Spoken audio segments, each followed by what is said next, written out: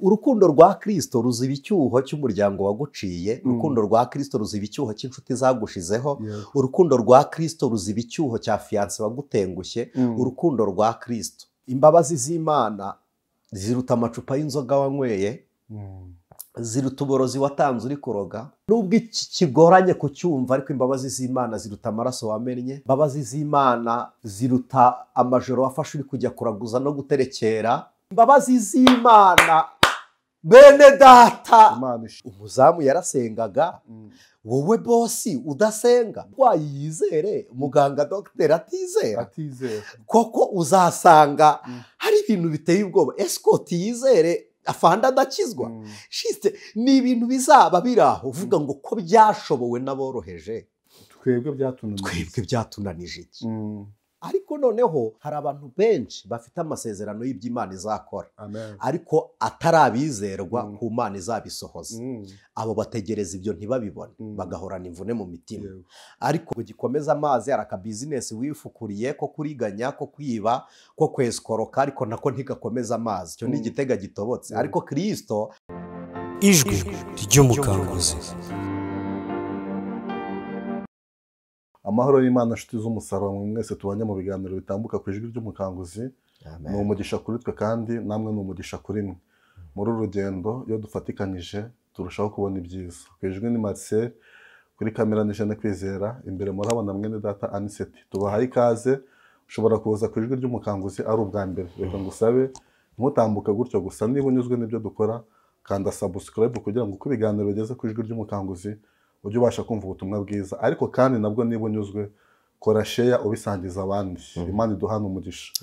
Reka dutangire ikiganiro twihanganisha umuryango wa Pastor Mutesi kubwo kubura uwo bashakanye, kubwo kubura umutware, ariko kandi urupfu n'irembo. Yari irembo umuntu wese utaha afite ahanyura kugira ngo yinjire iwabo. Nubwo nicyo kintu kimaze iminsi gikora mu isi tutarakira. Urupfu ntago turarwakira, ariko rwo gatsindwa rufite igihe ruzatsindirwa, ruzacogora.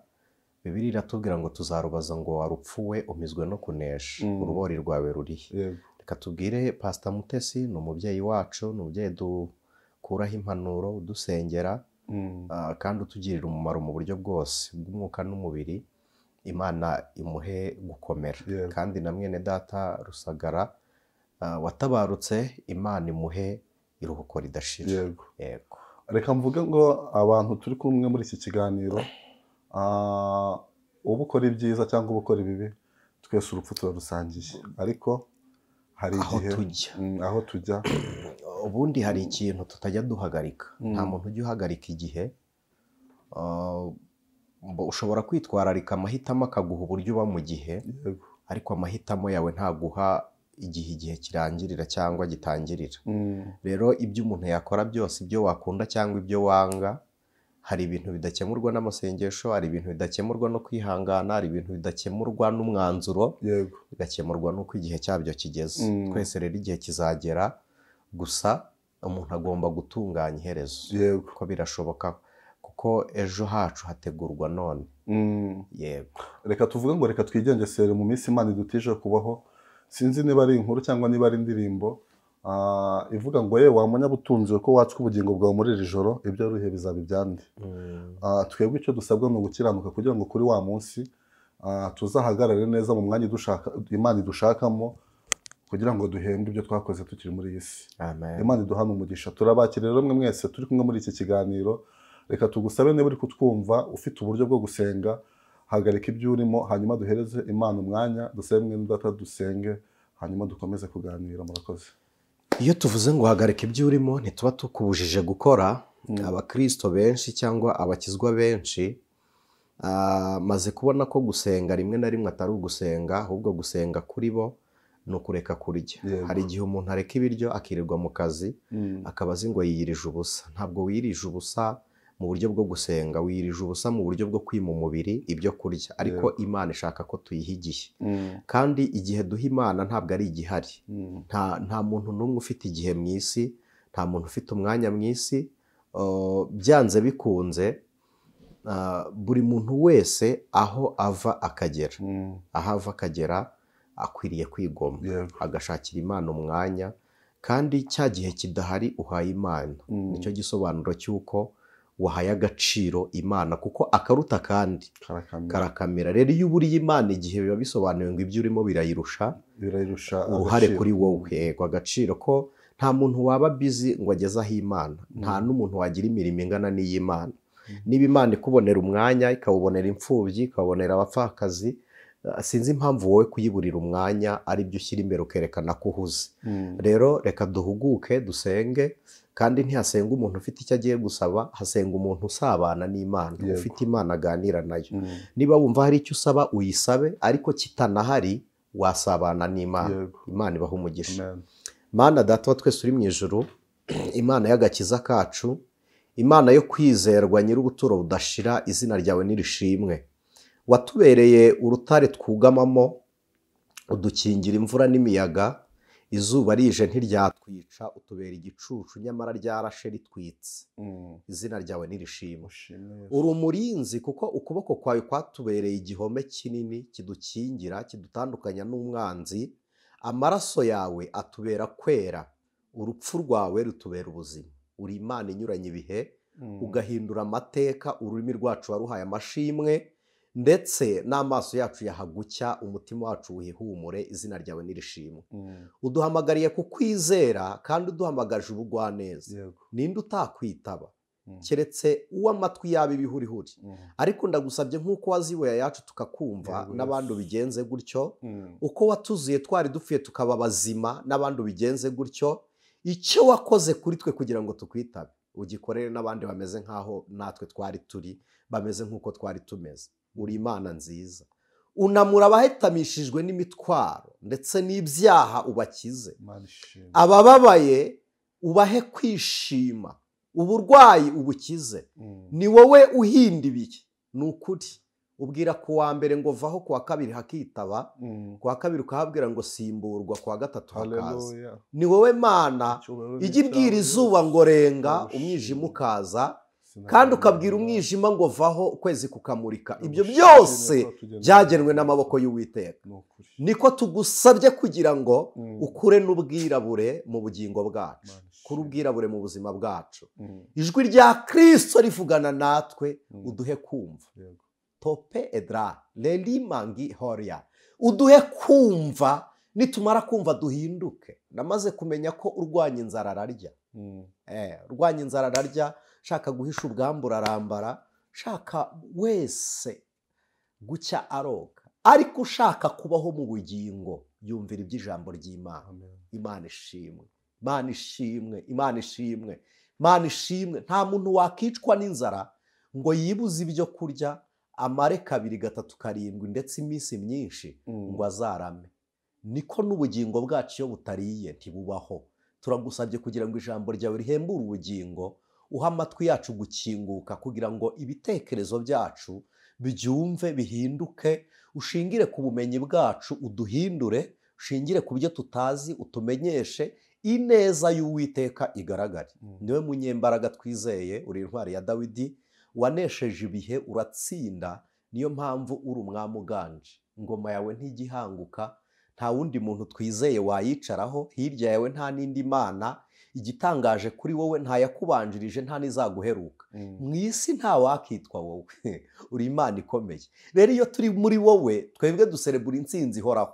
Niyo mpamvu dusabye kugira ngo ibishashi by'imbaraga za Kristo biri kuri twebwe bitarukire mu yindi mibiri ya bene data bizera, abari baguye babyuke, kugira ngo imbaraga z'agakiza k'Uwiteka zongere ziboneke, nk'uko ku munsi wa Pentekote umuriro wacanye ku mitwe y'abigisha.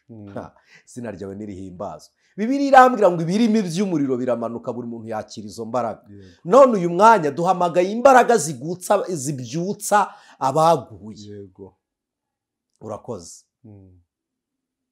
Ni wowe gakiza kacu, izina ryawe nirishimwe. Mbese ubundi umuntu yaceceka kuvuga imbaraga zawe, akavuga izandi. Imbaraga z'abakomeye n'abo twita intwari zose zitumye baruhukira mu bicumbi by'aho bashyinguriwe. Aho twabatabarije niho bari, ntawikuraho. Ariko wowe rudasumbwa, urusha abandi gukomera, intare yo mu muryango wa Dawidi, igishyitsi intare yo kwa Yuda, igishyitsi cya Dawidi, mwami turagushimiye, wageze mu rupfu ntiwararamo iminsi, n'igihe tuzi ngo wari upfuye wari muri operasiyo, ukingura ibituro, mwenda ukingiriza ahera uratabuka, uravuga ngo mwese nimwinjire, uduhamagarira mu rupfu, turangije turakwitaba, uduhemba kuzuka, tumaze kuzuka utugenera imwanya iburyo bwa data. None ayo mashimwe yose nakugarukire, kugira ngo icyubahiro cyawe kibe cyawe iteka ryose.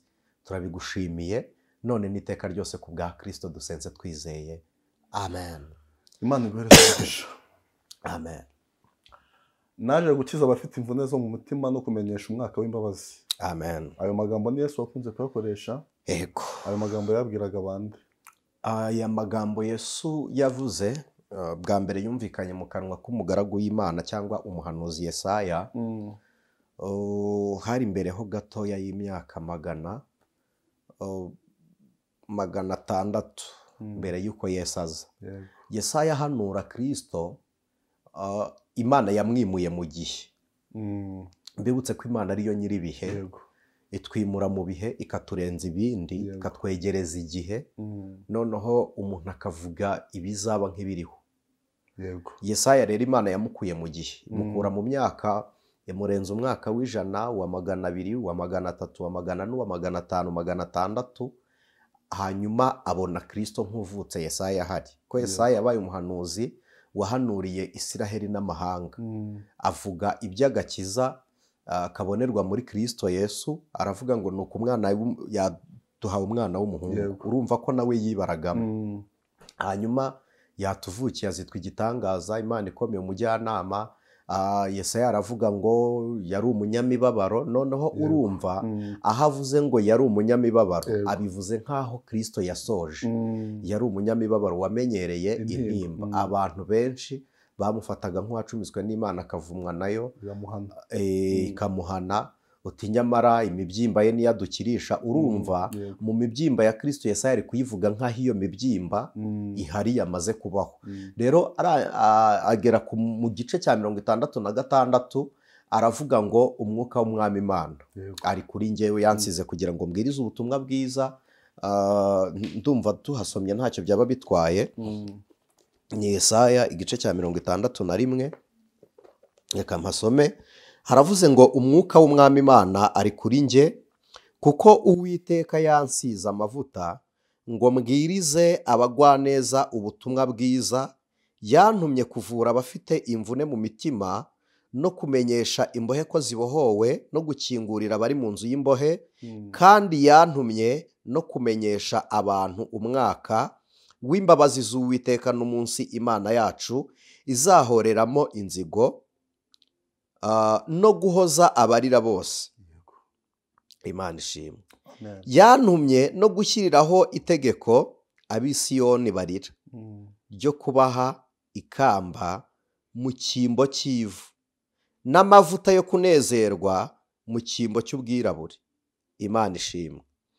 N'umwambaro w'ibyishimo mu cyimbo cy'umutima wihebye, kugira ngo bahere ko bitwe ibiti byo gukiranuka byatewe n'Uwiteka, ngo bimuheshe icyubahiro.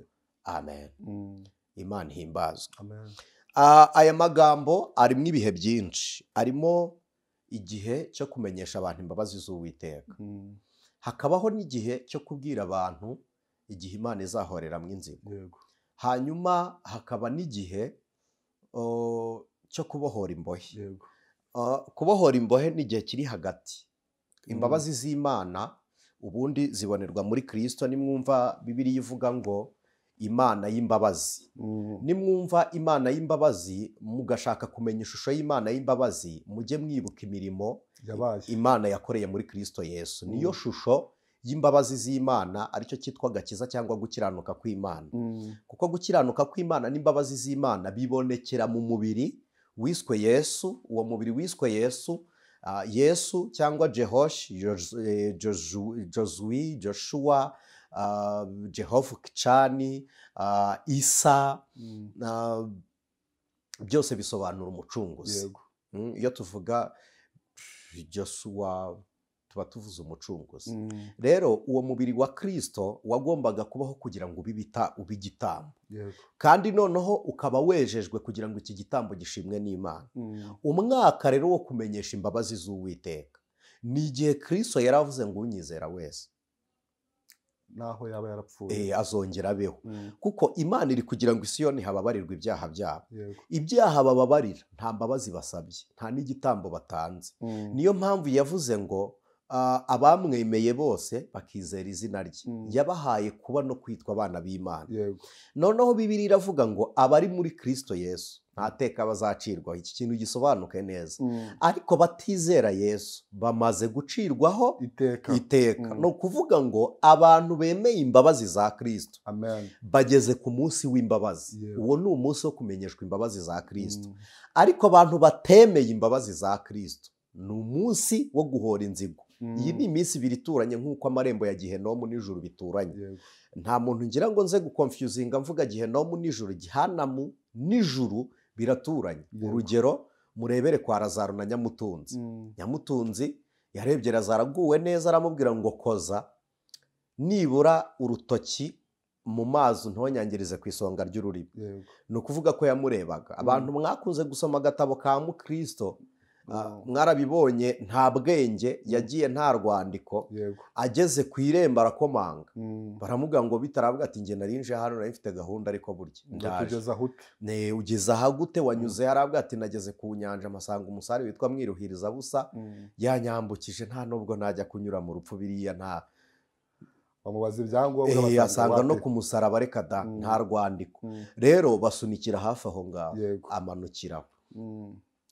Reka mbabwire ngo rero umuntu utakiriye imbabazi za Kristo niwe kimenyetso cyo guhora kw'Imana, kuko umujinya w'Imana uriho, kuko hari abantu banze kumvira Kristo nk'umwami n'umukiza. Hanyuma hari imvune zo mu mitima. Imvune zo mu mitima ziri mu buryo bwinshi. First of all, izi mvune zo mu mutima Kristo yavugaga cyangwa zavuzwe muri ibi byanditswe byera, ni abantu bavunwaga nuko batemerewe kwegera igitambo cyangwa gutambirwa. Muribuka Yesu agera mu rusengero rw'i Yerusalemu agakubita abantu bahinduye iguriro. Urusengero bararuhinduye iguriro, bararugize isoko.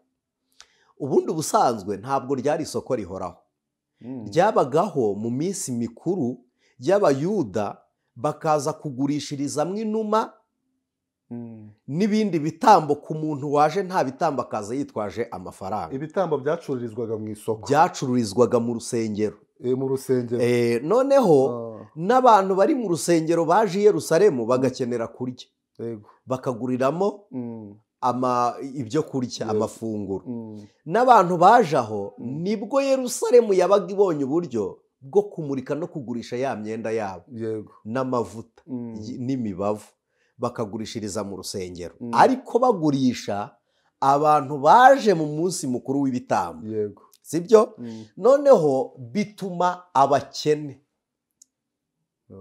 ntibongeye gutekerezwa ngo bagaburirwe.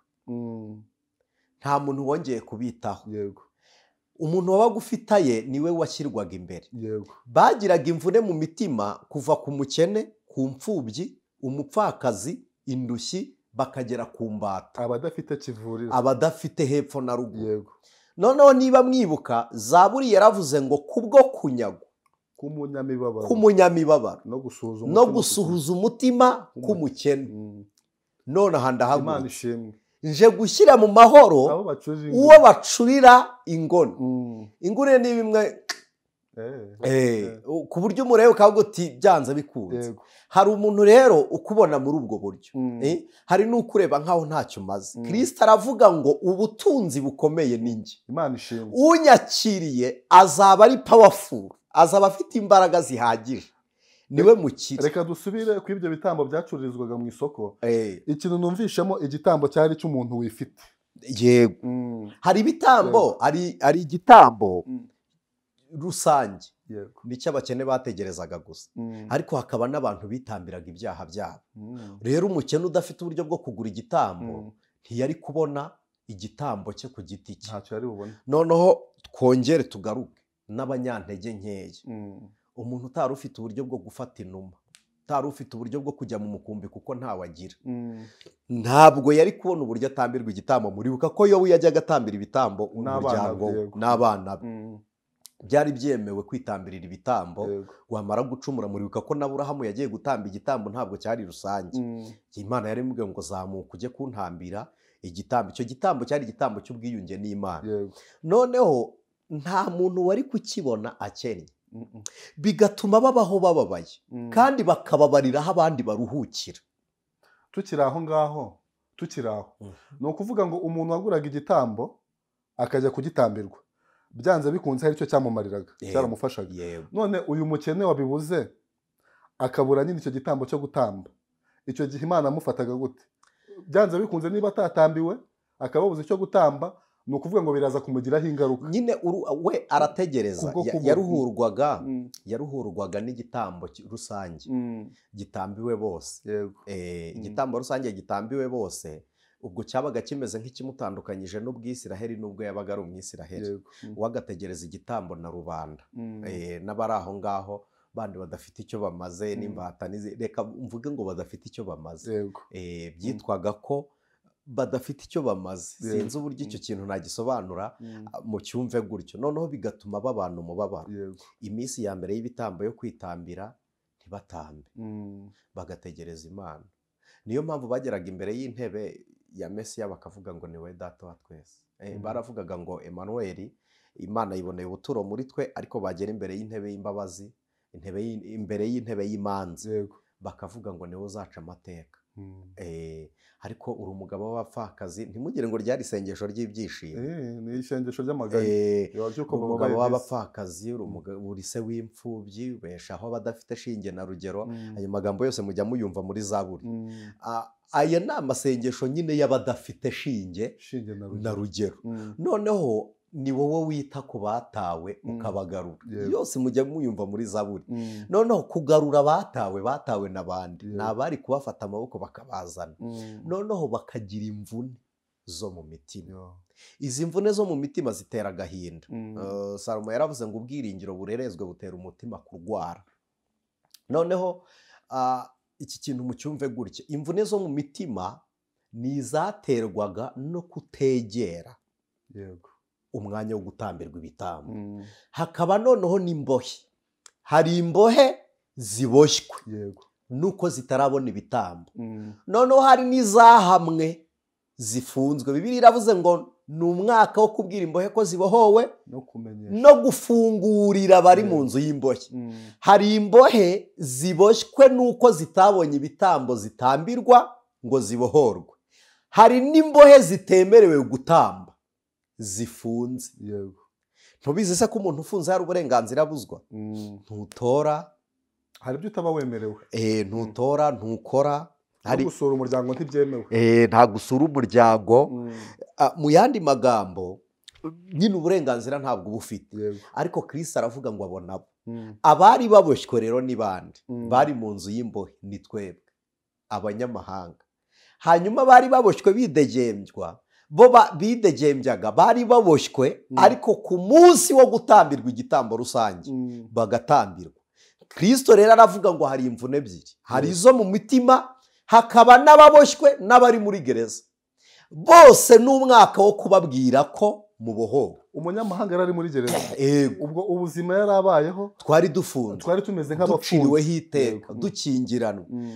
Sinzi umuririmbyi yavuze ngo nari mu isayo y'ibyaha, aramfata aransayura mu mwijima ukomeye. Abantu babizi, Petero afungwa mu nzu y'imbohe na Sirasi na Pawulo, bafungiwe muri gereza yo muri gereza, icyo twita kasho. Ni icyumba cyo muri gereza kitagira itara, kitagira urumuri, kigira umuryango umwe, nta bwinyagamburiro. Noneho batungurwa no kubonamo umucyo. Batungurwa no kubonamo umucyo muri cya cyumba kitamurikwa, kitagira idirishya, kitameze gite. Rero natwe twari tumeze nk'abakingiraniweho. mu isayo y'ibyaha, mu mwijima ukabije, amen, aratumurikira. ari ijambo nasomye rivuga ngo abari mu mwijima babonye umucyo. Amen, Imana ishimwe. amen. Ni abanyamahanga bari bafunze, twari mu mwijima, twari mu mwijima. Abandi bo rero bari bafite urumuri. Naba nabo bagiraga umurwa wa Yerusalemu, bari bafite Siyoni. Nituvuga umurwa wa Yerusalemu ntituvuga ha Kanani, turavuga umurwa nk'igitereko cy'intebe ya Mesiya. Tuvuge nka ahantu hateretswe ibitereko by'amatabaza, ahantu hari ibimenyetso byo kuza kw'Imana, ariko twebwe nta byiringiro. Reka tuvuge ngo ni ijuru ryari riri mu isi. Ni ijuru, exactly, ko ni igicucu cy'ijuru ryari mu isi. Riri Yerusalemu. Ryari Yerusalemu. Noneho Kristo Yesu, Imana ihimbazwa. Amen. Yesaya arabireba, arabyimura, abikura mu gihe cya kera, arabizana, abikura kure, abyegereza hafi. Imana ishimwe. Uyu munsi abantu bakurikirana ijwi ry'umukanguzi, ni mwimura Imana mu bantu, wituze muri mwe. Imana ishimwe. Hari abantu bagiye bafata agakiza iyo turi kuvuga ibi ngibi. Twigeze tubivuga, mbona n'umuntu wateye comment kuri mu kiganiro twari twatanze, sinibutse ari icyo kiganiro ngo nkibarangire iyo comment muyisome, ntago nayisibye. Haratubwira ngo ntimukatubeshye muri business. Ego, hari n'abantu tubwiriza ubutumwa bwiza bakagumana iminyururu, ingoyi ku maboko, ntibemere gukizwa. Ugasanga kugira ngo yemere agakiza araguhamagaye ngo nsengera, ngo njya numva gusoma Bibiliya ntabishaka. Noneho ubwo bituma n'iseta ajya gupfukama amusengere kugira ngo wowe nyine ibyo udashaka ubishake. Ibyo udashaka ubishake. Kandi wowe ubwawe wamaze kumenya ko ubikeneye, ugomba kwishakamo imbaraga zibikora. Ariko noneho ntabwo ariko abishaka. Hari n'umuntu ukubwira ngo bimbwire neza, ngo mbe konvenke, ngo mbyumve, binyumvishe, ngo njye ntago ndi kubyumva, ngo niba ngo ubishaka ngo binyumvishe. Juste ari kumvikanishamo ko hari ubundi buryo atabishakamo, ariko twebwe tubishaka, ariko dukwiriye kuvunika kugira ngo abibone. Reka mbabwire ngo umubwirizabutumwa kubw'impuhwe za Kristo yabikora, ariko ndi imbere yanyu no kutabikora si icyaha. Kuko njyewe Anicet mbayeho mu buzima butabwiriza, ariko nkijijwe, ntabwo nta cyaha kirimo. Wowe ntabwo ushaka kuba mu buzima bwo kwemeza. Si icyo cyatuzanye. Kwemeza ni iby'umwuka wera, hanyuma kwemera ni iby'amahitamo yawe. Niba uhisemo kwemera, wibitushyiraho kugira ngo tugire uruhare mu kwemera kwawe. Uruhare rwacu muri Kristo Yesu ni ukuvuga ijambo ry'Imana, Imana yadutumye. Umwuka akarishorera. Umwuka akarishorera. Nuwanga kumvira umwuka ntirizakugeraho. Ntago rikugeraho, kuko njya nkunda kubivuga. Reka nongere mbaho urugero. Umwuka ni imibereho y'Imana. Ariko ubugingo ni ubuzima bwa Kristo butura mu myumvire yacu mu gihe ihindutse. Ntabwo ubugingo ari ubuzima bw'umwuka. Ubugingo ni imibereho yacu duhindutse, ni imibereho ihindutse, ariko ihinduwe no kwemera Kristo Yesu. Imana ishimwe. Iyo duhinduwe no kwemera Kristo Yesu tuba duhawe ubugingo. Niwe udutuyemo. Abadutuyemo. Iyo miturire ntabwo iba iri mu buryo bw'umwuka Marcel. Kristo ntabwo adutuyemo mu buryo bw'umwuka. Ni umuntu ufatika. Kristo arafatika. Turamwumva. Kristo akubuza gukora icyaha ukamwumva. Arakuyobora ukamwumva. Avugana natwe tukamwumva. Ntabwo urwo rugero ntirwumvikana ku muntu utaraviva ubwo buzima. Ntabwo bishoboka. Nta n'uwaguha urugero rw'uburyo Kristo akorera muri twebwe, akorana natwe ngo ubyumve ataragukoreramo. Ntabwo ari ikintu umuntu abwirwa, ni ikintu umuntu akorerwa ukacyumva. Imana ishimwe. Kugira ngo rero umwuka afate amasezerano yo mu bumana, ayakonekite n'ubugingo, ubugingo buyatransfere mu mubiri, tubone inyungu, tubone influence, tubone uwo musaruro, tubone uwo mugisha, binyura mu bitekerezo byabo. Imana ishimwe. Hari abantu bategereje ijuru, kandi ijuru rihera muri twe. Hari abategereje kuzajya mu ijuru.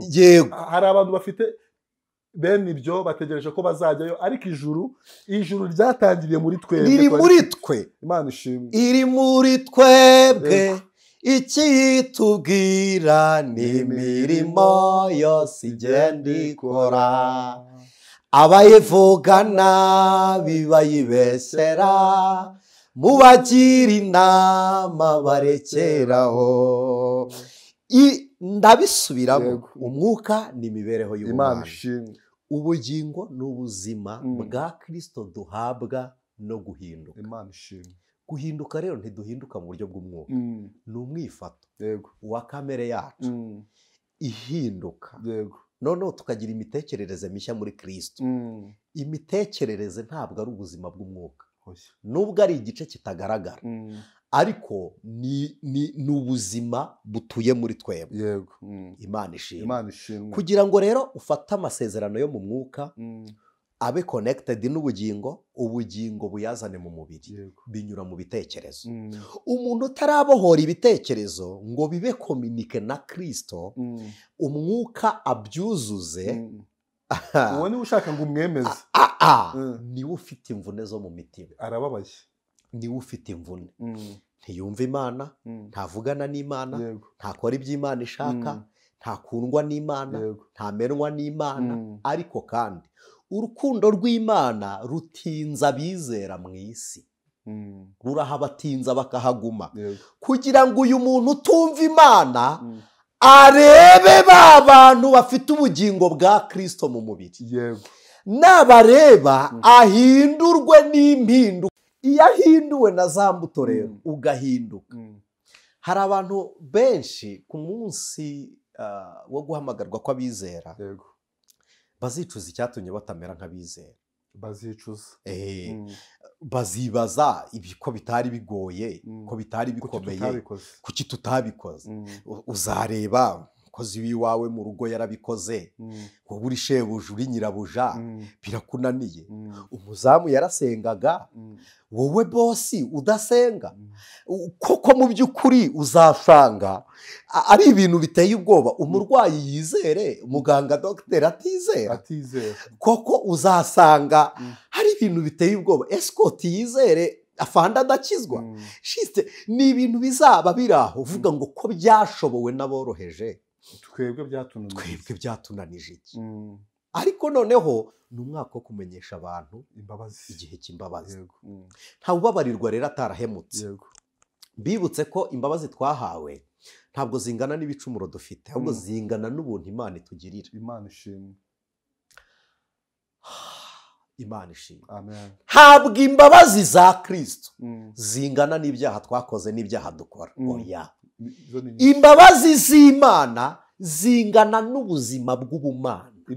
Imbabazi z'Imana zingana no gukiranuka kw'Imana. Amen. Oh, haleluya. Amen. Imbabazi z'Imana zitera Imana kudukunda. Urukundo rw'Imana rugasumba izuba. Urukundo rw'Imana rugasumba ukwezi n'ikuzimu. Haleluya. Rukagerayo. Imbabazi z'Umukiza nizo zamuzanye kuducungura. Imana ishimwe. Amen. Imana ishimwe. Imbabazi z'Imana ziruta uburaya wakoze. Imbabazi z'Imana ziruta amacupa y'inzoga wanyweye. Ziruta uborozi watanze uri kuroga. Nubwo iki kigoranye kucyumva, ariko imbabazi z'Imana ziruta amaraso wamennye. Imbabazi z'Imana ziruta amajoro wafashe uri kujya kuraguza no guterekera. Imbabazi z'Imana bene data, bantu mwumva uru rurimi ndi kuvuga, mufite n'uburenganzira bwo gusemurira abandi, ariko ikireka nyibabwire, imbabazi z'Imana ziruta kwitwa umuhutu, ziruta kwitwa umututsi, ziruta kwitwa umutwa. Imbabazi z'Imana ziruta ubunyamurenge. Imbabazi z'Imana ziruta Uburundi n'Ubunyarwanda, ziruta Ubukongomani n'Ubugande. Imbabazi z'Imana iyo tuzirebeyemo, Kristo atubona kimwe. Imana ishimwe. na bamwe mwaciye, bamwe mwatenze, bamwe mudasuhuza, bamwe mudasura, imbabazi z'Imana zirabaringaniza. Eni mahora edala kisandori yakosa edra. Imbabazi z'Imana zibageraho, na bamwe mwaciriye hagakatu. N'abari muri burundu. Imbabazi z'Imana zijyayo. Imana ishimwe. Zirahagera. Na bamwe bakatiwe. Imbabazi z'Imana zigerayo. Yego.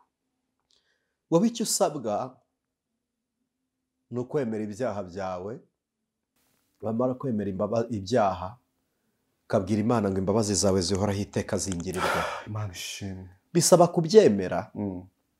Kwemera ibi bintu ntibigoye. Njya nkunda guha abantu urugero. Wemeye ko witwa Marcel, nemera ko nitwa Anicet. Iryo zina nta ruhare narigizemo kugira ngo ndyitwe, nawe nta ruhare warigizemo kugira ngo witwe uko witwa, kandi igitangaje wamenye izina ryawe nta muntu uribajije. Wasanze abariho bari guhamagara, uraryemera kuko wari usanze abantu. Umunyarwanda yise umwana we ngo nsanze abandi. No muri Kristo ntihabuzemwo abantu turimo. Emera imbabazi z'Imana nk'uko wemeye izina, ntabwo urihakana. Noneho niyo ugenda urivuga ukabwira umuntu ngo nitwa runaka, uko wivuga uvuga izina utiyise, ko wivuga uvuga izina wemeye utaribajije, naba ariko wivuga uvuga imbabazi z'Imana utishakiye, utaguze, utagizemo uruhare. Imbabazi z'Imana nta ruhare warizigizemo. Ni Imana yakunze abari mu isi, itanga umwana wayo w'ikinege kugira ngo umwizera wese ahabwe ubugingo buhoraho ntarimbuke. Hari n'izindi mvune zo mu mitima ziterwa n'ibikomere. Kristo arazikiza. Ubundi umuntu uryohewe n'urukundo rw'Imana, aka kantu mukumve cyane, umuntu uryoherwa n'urukundo rw'Imana ntababazwa n'ubwanzi bw'umuntu. Umuntu waryohewe n'urukundo rwa Kristo ntababazwa n'urwango rw'abantu, kuko we atandukanye nabo. Kubunyanga Kristo ankunda, ntabwo bintera agahinda mu gihe urukundo rwa Kristo ruhari. Urukundo rwa Kristo ruziba icyo cyuho. Imana ishimwe. Amen. Amen. Urukundo rwa Kristo ruziba icyuho cy'umuryango waguciye. Urukundo rwa Kristo ruziba icyuho cy'inshuti zagushizeho.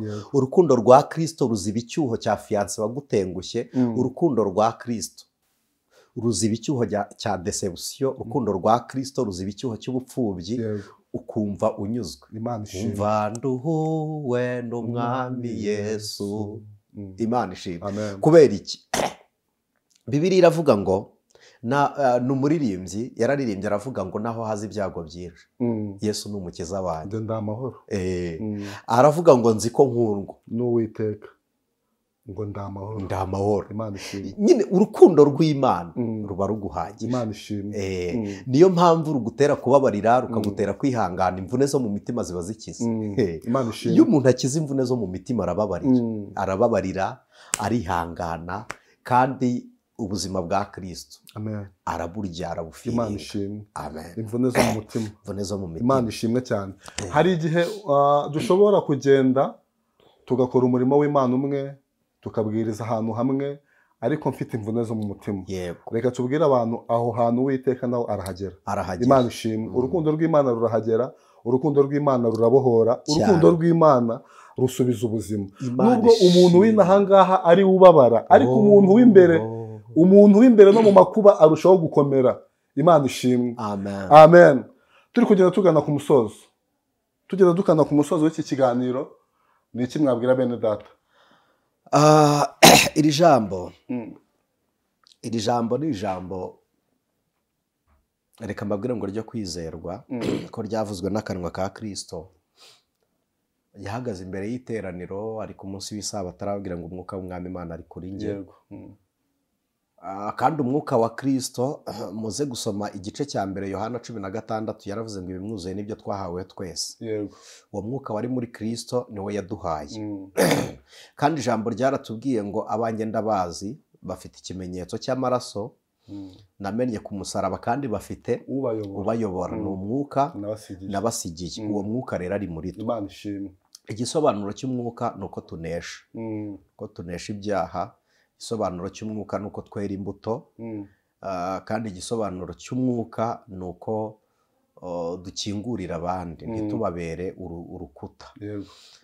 Hari abantu bagushwa nuko abantu bamenye Imana bayitwaye mu nyungu zabo. Imana ntabwo ari inyungu zacu bwite, ni inyungu rusange. Imana ishimwe, ni inyungu dusangiye, ni data wa twese, ni our father. Ntabwo ari papa wawe gusa, ntabwo ari papa wawe, si so wanyu. Ni Imana data wa twese. Ni Imana ya apotre, ikaba Imana ya bishopu, ni Imana ya revera, ni Imana ya pasiteri, ni Imana ya mwarimu, ni Imana y'umudiyakoni, ni Imana ya perezida wa korali, ni Imana y'umuririmbyi, ni Imana y'umukristo, ni Imana yacu twese. Ni Imana yacu twese, kandi twese turi ku mugongo wayo. N'abakubwira ngo ni abashumba bari mu rwuri rwayo, nabo ni intama mu cyanya cy'intama za Kristo. Rero iyi Mana ni data wa twese, ntawigiraho uburenganzira buruta ubwundi. Si ngombwa ngo uyigereho ari uko Anicet yagusengeye. Oya, umwenda ukingiriza here waratabutse. Amagambo uvuga uri kubwira Anicet ngo nsengera umbarize Imana, Imana yiyumvisha Anicet ataravuga. Gira uruhare ku Mana. Ni umwaka wo kukumenyesha ko ibyaha ubibabariwe. Bibiliya iravuga ngo kandi mubabwire ko banahaniwe ibyaha byabo kabiri. Kubihanirwa ntabwo icyo gihano cyagiye ku babikoze. Umva imbabazi z'Imana. Icyo gihano cyagiye kuri Kristo. Ni bimwe twavuze Esaya 5:3 yavuze ngo yari umunyamibabaro. Iyo mibabaro yacu niyo yikoreye, intimba zacu nizo yishyizeho, imibyimba ye kugira ngo idukize. Ndabinginze murekeraho kugendana inguma z'ibyaha, imibyimba ya Kristo ibikureho. Imbereri, icumu, amacumu n'inkovu mu biganza bya Kristo n'imisumari yatewe, birahagije ko izo nkovu zaba ziri kuri Kristo Yesu, imitima yacu igakira. Amen. Imitima yanyu ni ikire. Ntabwo kubabarirwa ibyaha ntibisaba gusaba uruhushya abantu. Birashoboka ko umuntu ashobora kwitwa umukristo kandi atenze. Ushobora kwizera Kristo, ukizera imbabazi abagutenze ntibagutengura, ariko imbabazi za Kristo zikakubohora, zarakugezeho. Ndagira ngo mbabwire ko nshuti z'umusaraba, imbabazi za Kristo nta mupaka zigira. Ndabisubiramo, n'umuntu waraye ukoze ibyaha iri joro, wizeye Kristo Yesu, umucyo wa Kristo wakumurikira, ugakurwa muri iryo sayo. Ariko igisobanuro cy'uko ubaye uwe ni uko bimwe wakoze ubitsinda. Ubwo nibwo butumwa mbahaye, ni uko bimwe wakoze, bimwe bikunanira, bimwe bikugora, ubitsinda. Kandi ibi bisaba kubyemera ukabyizera. Ndabisubiramo, bisaba kubyizera. Imana iradukunda, Imana iradukunda. Muririmbyi yaravuze ngo ntiyatwitura ibihwanye n'ibyo twakoze, kandi ngo nk'uko ibuvazuba n'iburengerazuba hitaruye, niko Imana yajyanye kuri ibicumuro byacu. Rero wibigarura bitware kure. Umuntu n'umuntu, ufite imvune mu mutima, ufite ibikomere, ufite inguma nyinshi, ndagira ngo nkubwire ngo hungira kuri Kristo. Yaravuze ngo umutwaro wanjye nturemereye, no kunkorera ntibigoye, nimunkurikire. Aravuga ngo umuntu yiyange. Kwiyanga no kwiyima bimwe bikunezeza, ukajya gukora ibinezeza Imana. Iyo umuntu yakoze ibinezeza Imana nawe anezererwamo. Biba bimeze nko kurya, ukina urya ugahagiramo, ukina urya ugahagiramo, ukina wiga ukamenyeramo, ukina ugenda ugashyika kure. Rero niko no gusenga bimera. Inshuti z'umusaraba, bohoka wumve ko iki ari igihe cy'imbabazi z'Imana. Wumve ko ubohowe, wumve ko ubabariwe. Hababarirwa rero uwahemutse kandi akemera ubuhemu bwe. Yeremiya ni igitabo gikurikira cya Yesaya, igice cya 2 umurongo wa 13. Haravuze ngo kuko abantu banjye bakoze ibyaha bibiri baranyimuye, kandi ari nge soko y'amazi y'ubugingo, kandi bikorogoshoreye ibitega mu rutare, ndetse n'ibitega bitobotse bitabasha gukomeza amazi. Ibitega ni ukuvuga ikintu gitega nyine. Wakigereranya ibase, igikombe, akadobo. Harya akadobo mwakitaga agasirwa. Ako ntikabura. Indobo mwayitaga imbegeti. Urakoze cyane. Reka tuvuge ngo ibyo ni ibitega. Hari abantu bafite ibyiringiro bimeze nk'ibitega bitobotse. Ugafata ibyiringiro ku masezerano ariko wowe wasezeranyijwe udahuje n'iyagusezeraniye. Hari abantu benshi bafite amasezerano y'iby'Imana izakora ariko atarabizerwa ku Mana izabisohoza. Abo bategereza ibyo ntibabibone, bagahorana imvune mu mitima. Ariko nimurekera ibyo bitega mwikorogoshoreye. Hari abantu bazi ngo Imana izakora kuko bakoze. Yarakoze, ahubwo nimwizere, kwizera bibatere gukora. Ntabwo gukora kw'Imana bizazanwa nuko mwakoze, ahubwo kwizera ni kubatere gukora. Uko gukora kube guhamya kw'Imana, Imana ikore kuko muri abahamya bayo. Ntabwo Imana ikora kubw'imirimo y'amaboko yacu, Imana ikora kubw'imirimo y'ubugingo bwacu bwo kwizera. Iyo bukoresheje amaboko, iyo mirimo nayo ntivamo. Iyo bukoresheje amaboko, niyo mpamvu ikintu ukoze kikugarukira mu gihe ugikoreshejwe no kwizera. Iyo ubikoze utizera biba impfabusa. Imana ibaha umugisha. Rero bimuye Imana, hari abantu bimuye Imana, imitima yabo nta buruhukiro, nta mahoro, ariko agakiza k'Imana karatwegereye. Niba warimuye Imana, ongera ugaruke, ubwire Imana ngo nturamo, ongera ukorere muri njye. Noneho kwiyanga kwawe ni ukwibuza ibikunezeza bibabaza Imana. Ntabwo wabaza ngo ni ibihe, urabizi bimwe bikunezeza bibi. Icyiza cy'Imana, ibyaha binezeza abantu bikababaza Imana, ni n'urukozasoni mu bantu. Birumvikana ko icyo utakorera ku karubanda wakoze wihishe, wihisha abantu ari kugikorera imbere y'amaso y'Imana. Rero amaso y'Imana yo yarakubonye. Ongera ubwire Imana ngo icyo ni igitega nikorogoshoreye mu rutare, ariko kandi nacyo kiratobotse, ntigikomeza amazi.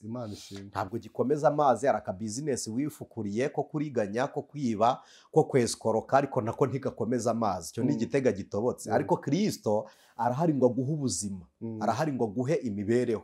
Mu gitega kidatobotse, kivoma kigafata, ikiganza kizima cyakira kigakomeza, gicuruza kikunguka, inda nzima ibyara ikarera, utaraguje, akanwa keza kavuga katavumye, kavuga kadatukanye, kadashira isoni. Hari ibitega bidatobotse. Noneho igice cya gatatu, nanone igice cya gatatu umurongo wa 13 haravuze ngo icyo nshaka kimwe nuko wemera ibyaha byawe, ibyo wacumuye ku Uwiteka Imana yawe.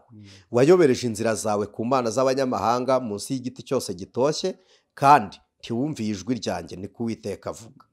Nimugaruke bana basubiye inyuma, bana basubiye inyuma mwe, niko Uwiteka avuga, kuko mbabereye umugabo, kandi nzabakuramo umwe mu mudugudu na 2 mu miryango, mbajyane i Siyoni. Ni ukuvuga ngo muri mwe hazavamo umwe cyangwa 2. None se ubundi muri mwe umwe ninde? Ni wowe. Ikujyana i Siyoni. Gukora iki se? Kurabagirana. Amen. Siyoni ni mu rurembo rw'abizera. Siyoni, Siyoni we, Siyoni, Siyoni, Siyoni we, Siyoni, tuzanyura mu mihanda tuhatambagire gitware, iyo ndahakumbuye. Ako gakorasi urakibuka? Isiyoni izakuramo umwe mujyana i Siyoni. Umwe ninde se? Mwibwira ko muri bangahe muri Kristo Yesu? Turi umwe. Murakoze cyane. Turi ishyo rimwe n'umwungeri wacu n'umwe. Amen. Imana ishimwe. Yaravuze ngo yasize amavuta kugira ngo mbwirize ubutumwa bwiza. Aya mavuta yasizwe nicyo gisobanuro cya Mesiya. Yarasizwe, ni uwasizwe. Amen. Kandi nawe warasizwe. Amen. N'abandi barasizwe. Yes, we are anointed. Twarasizwe. Amen. Reka tuvuge ngo gusiga kwa Kristo ntabwo kwarangiye wa munsi. N'uyu munsi turacyasigwa. Tugera ikirenge muke kandi dutambuka tugenda dusigwa. Haleluya, haleluya, haleluya. Abakene ubutumwa bwiza. Amen. Imana ishimwe. Zaburi ya bene Kora ya 84 yaravuze ngo mbonye ko uzakiza uwo wasize. Imana ishimwe. Kandi nta kintu cyiza Uwiteka azima abagenda batunganye. Amen. Reka tuvuge ngo umuntu wasizwe abasa neza, kandi umuntu wasizwe bafite igikundiro. Imana ishimwe. Kandi tuzajya mu ijuru kubera ko twasizwe. Amen. Ngira ngo nabyo ni mu bindi bimenyetso. N'ubu butumwa tubwiriza nuko twabisigiwe. Imana ishimwe. Imana iguhereza umugisha mwinshi. Amen. Amen. Amen. Sinzi niba hari icyo muri bwongereho, ariko kandi niba ari ntacyo, reka tubasabe n'ubundi dusenge. ni umurongo wa 10 gusa nari ngiye kuvuga mu gice cya 84 cya Zaburi. Umurongo wa 10 haravuze ngo Mana ngabo idukingira, reba witegereze mu maso h'uwo wasize. Imana ishimwe, uwo yasize ni mwiza kandi Imana ishimwe. Amen. Amen. Reka dusengane Imana, ariko ijambo ry'Imana niryo rigutera gufata umwanzuro, nta ruhare twe tugira mu cyemezo cyawe, ahubwo iyo wafashe icyemezo uba ugomba gukora iby'ijambo ry'Imana. Amen. Nta urumbye atahinze, nta n'unanirwa atakoze.